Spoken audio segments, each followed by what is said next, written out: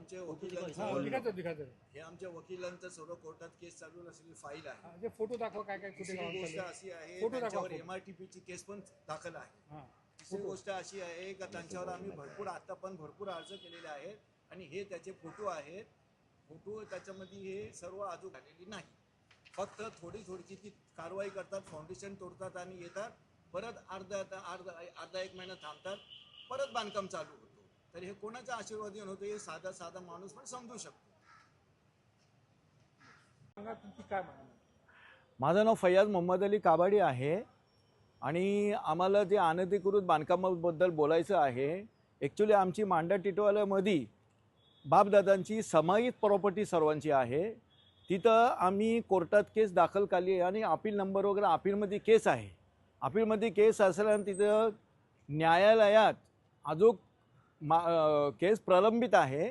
तरी पण आमचेच ती काकाची मुलं आहेत ती दादागिरी करून आणि काही लोकांना हाताशी धरून आणि KDMCच्या काही लोकांना अधिकाऱ्यांना हाताशी धरून तिथं बिंदासपणे अनधिकृत बांधकाम चालू ठेवलं आहे.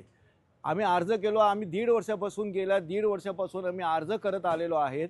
फक्त थोडी ती कारवाई करतात आणि 2-3 महिने परत थांबतात, परत त्यांच्या रूम उभी राहतात.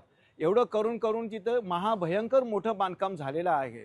तिथं आणखी फक्त आत्ताच्या घडीला 8-1 दिवसाच्या अगोदर फक्त तिथं एक फाउंडेशन तोडलेलं आहे आणि एक रूम तोडलेलं आहे. बाकी 8 ते 9 गाले तिथं तसेच बाकी आहेत आणि ते तोडलेलं नाही आहे. तिथं लोकांना ते घुसून ठेवतात, कारण कोर्टाचा जोपर्यंत निर्णय येत नाही तोपर्यंत यांनी थांबण्याची काय प्रयत्न केलेला नाही आहे. तिथं दादागिरी करून आणि सर्व करून हे लोक बांधकाम चालू ठेवले आहे. आणि दुसरी गोष्ट अशी की त्याच्यामध्ये आणखी तिसरी व्यक्ती अय्यूब खलिफा म्हणून आहे, जे गावात राहतात. ते खूपच म्हणजे मोठी व्यक्ती आहेत. त्यांनी पण तिथे जबरदस्ती करून 3 गाले बांधलेले आहेत आणि भरपूर काही फाउंडेशन चालू आहेत. हे थोडा मोठा काम नाही आहे. हे कोर्टात केस प्रलंबित आहे.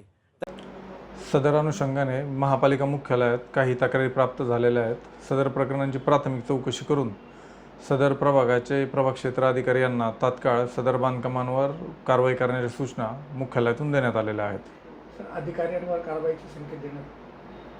सदर प्रकरणाची चौकशी करून या प्रकरणी उचित कार्यवाही करण्यात येईल.